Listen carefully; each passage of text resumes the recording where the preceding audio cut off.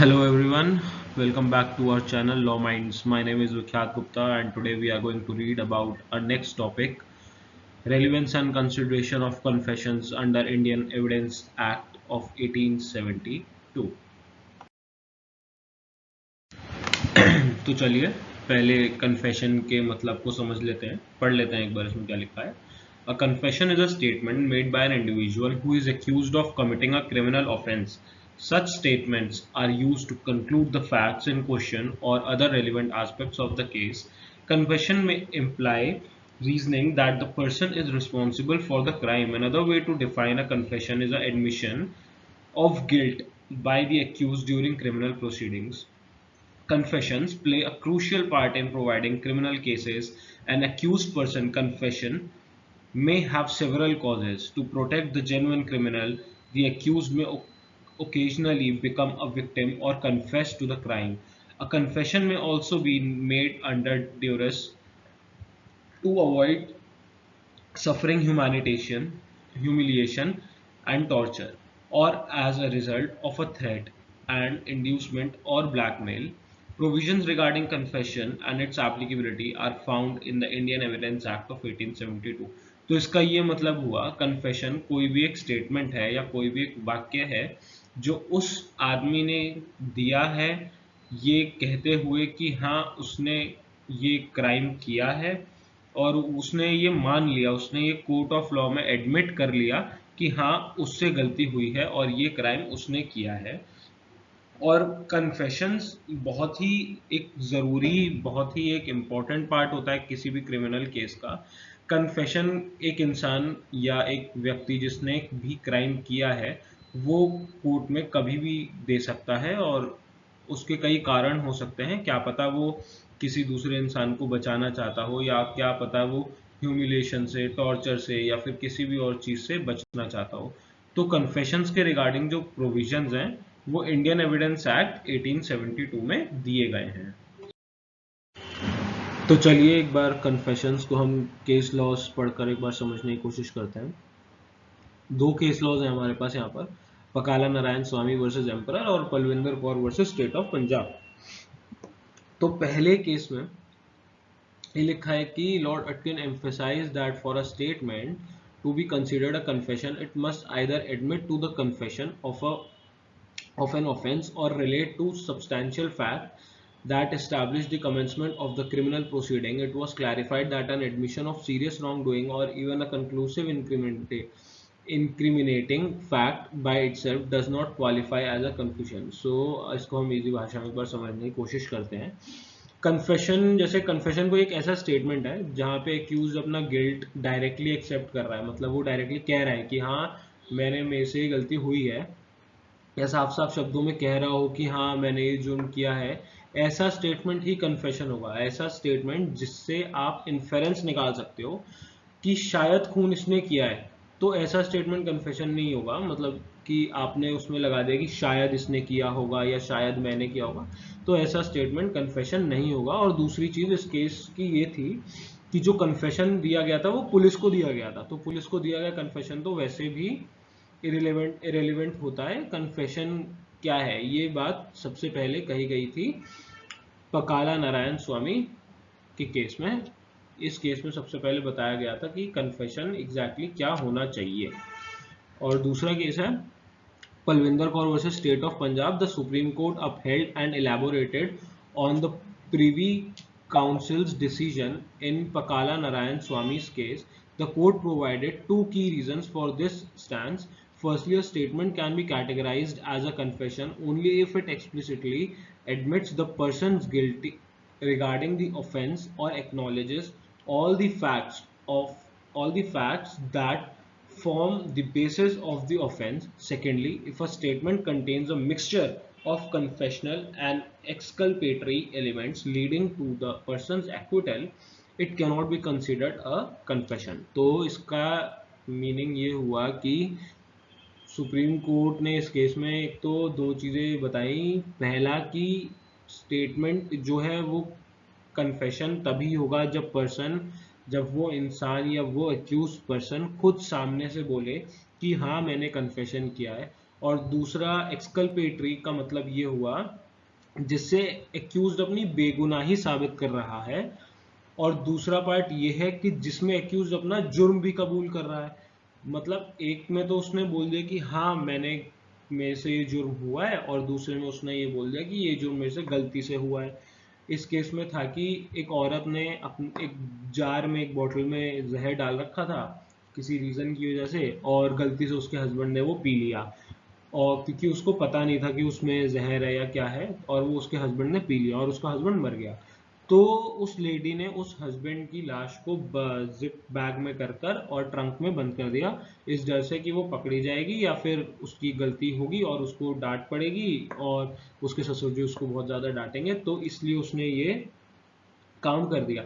तो उसमें कहा गया कि ये दोनों या तो स्टेटमेंट एक साथ ही लिए जाएंगे या फिर नहीं लिए जाएंगे, कि हाँ मैंने जुर्म किया और ये जुर्म मुझसे गलती से हो गया, मैं जानती नहीं थी कि ऐसा हो जाएगा, और ये, और दूसरा कि हाँ मैंने अपने हस्बैंड की लाश को छुपाया।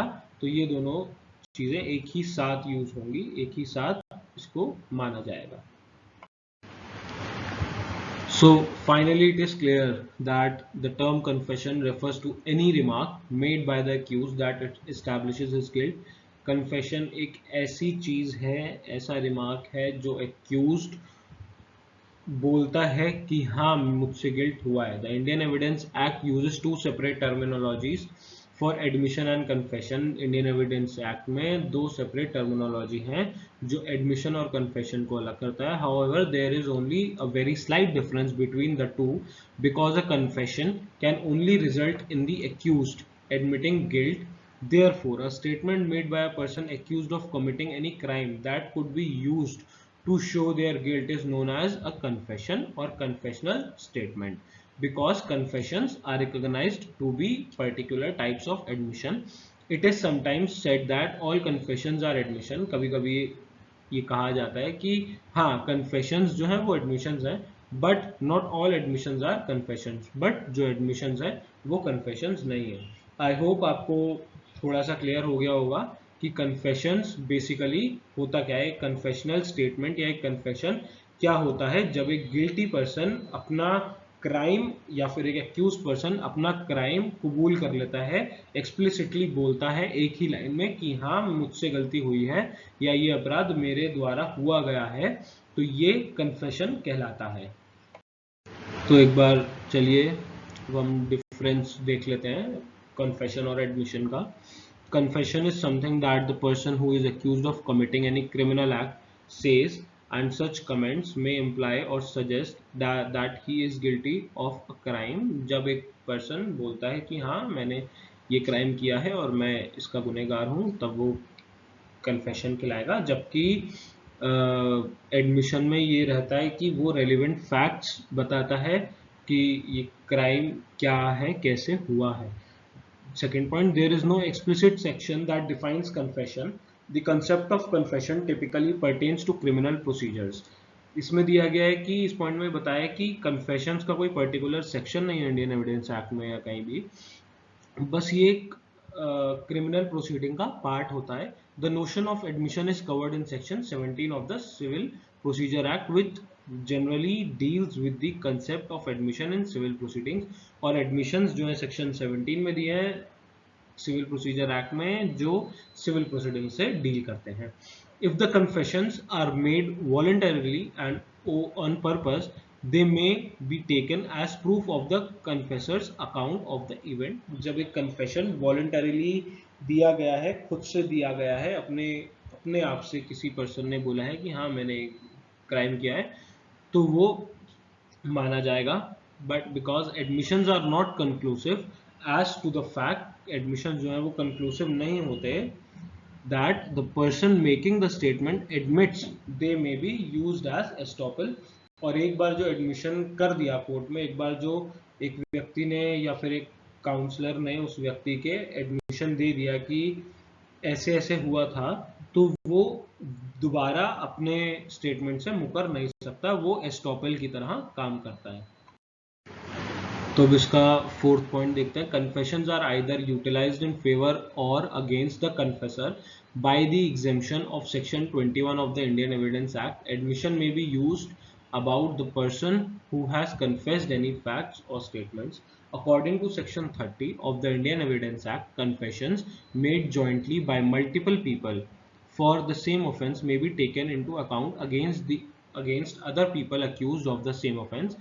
Section 30 में दिया है act confessions made jointly bye multiple people, बहुत सारे लोगों ने मिलकर एक साथ एक कन्फेशन दिया है तो वो माना जाएगा. Since statement that concede the fact have little value as probative evidence, admission cannot be used against the individual making the statement. In light of this, admission made by the many characters in the same lawsuit cannot be utilized as evidence against the other people. किन्हीं 4-5 जनों ने मिलकर या 6-7 जनों ने मिलकर एक ही admission दे दिया कोर्ट में कि यही होगा, यही हुआ था, तो वो एडमिशन नहीं माना जाएगा और वो दूसरे लोगों के अगेंस्ट नहीं एडमिशन वैलिड होगा. Direct admission of the subject or fact of the case is referred to as a confession and might take the form of an oral or written statement. When someone admits any facts or material, whether orally or in writing, it is determined to what extent they are responsible. तो अब चलिए, अब हम आगे बढ़ते हैं और ये देखते हैं कि when confession is irrelevant, कब कब confession जो होता है irrelevant माना जाता है. तो ये कहते हैं सेक्शन 25 से लेकर 30 में ये वाले प्रोविजंस दिए हुए हैं. तो section 25 of the Indian evidence act 1872 prohibits the admissibility of any confession made by a person to a police officer as evidence in a court of law.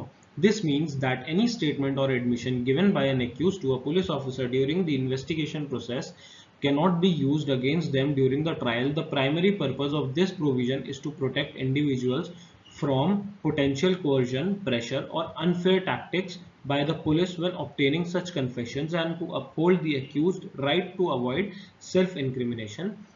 ये सेक्शन 25 बताता है कि जो भी कन्फेशन एक व्यक्ति या फिर कोई भी एक्यूज्ड पर्सन किसी पुलिस ऑफिसर को देता है वो कोर्ट ऑफ लॉ में नहीं मानी जाएगी, क्योंकि पुलिस जो है या तो वो ज़बरदस्ती किसी प्रेशर डाल सकती है या फिर ज़बरदस्ती कर सकती है या फिर अनफेयर टैक्टिक्स या इलीगल चीज़ें यूज़ कर सकती है उस एक्यूज्ड के अगेंस्ट और उससे ज़बरदस्ती कन्फेशंस करवा सकती है. तो इसीलिए जो भी पुलिस को कन्फेशन दी गई है तो वो माननीय नहीं होगी कोर्ट ऑफ लॉ में. अगला section 26 of the Indian evidence act 1872 states that any confession made by a person while in keeping of police department officer cannot be used as evidence against them except if it is made in the instant presence of a judge. अगर कोई भी व्यक्ति कोई भी police officer को confession देता है तो वो मानी नहीं जाएगी, लेकिन अगर जज वहाँ पर प्रेजेंट है तो वो मानी जाएगी. लेकिन अगर जज प्रेजेंट नहीं है उस समय तो वो कन्फेशन कोर्ट में नहीं मानी जाएगी. On the other hand, Section 27 of the Indian Evidence Act of 1872 provides an exception if any information is received from an accused person while they are in the custody of a police. कोई भी information किसी भी accused person से मिलती है जब वो police की कस्टडी में है and as a result of that information उस रिजल्ट के अकॉर्डिंग उस इंफॉर्मेशन के अकॉर्डिंग उस इंफॉर्मेशन का जो रिजल्ट निकलेगा a particular fact is discovered और उस रिजल्ट से कोई पर्टिकुलर नया फैक्ट निकल कर आता है केस का, then that specific information related to the fact discovered, और तो वो स्पेसिफिक इंफॉर्मेशन जो भी नया फैक्ट डिस्कवर हुआ है वो एविडेंस की तरह उसको यूज कर सकते हैं और वो कन्फेशन कहलाया जाएगा. अगला पॉइंट है confession made without inducement, threat और promise becomes relevant under section 28 of the Indian evidence act 1872 once the court determines that any influence that may have caused the confession has been fully removed. जब court को पता चलता है कि हाँ कोई भी उस एक्यूज पर्सन को इन्फ्लुएंस नहीं कर रहा या फिर कोई भी उस एक्यूज पर्सन को थ्रेट नहीं कर रहा और वो अपनी मर्जी से कन्फेशन दे रहा है, तो वो कन्फेशन कोर्ट में माना जाएगा। Section 29 of the Indian evidence act 1872 states that a confession remains relevant even if it was made under the promise of secrecy or due to deception practiced on the accused person, or when the person was intoxicated or not obliged to answer the question. The form of the questions or the absence of warning about the obligation to confess does not render the confession irrelevant if it is otherwise admissible. Under Section 30 of the Indian Evidence Act 1872, when several individuals are jointly tried for the same offence and one of them makes a confession that incriminates both themselves and others, जैसे इसमें दिया है कि 2-3 लोग हैं जिन्होंने एक ही offence करा है, मिलकर करा है, और उनमें से कोई एक बंदा कहते कि हाँ ये ऑफेंस हमने करा है, the court can consider such a confession as evidence. Court उस कन्फेशन को एविडेंस मानेगी against both the person making it and the other individuals involve in the trial. और कोर्ट उन सभी को वो कन्फेशन मानेगी और बोलेगी कि हाँ इन सब लोगों ने क्राइम किया है।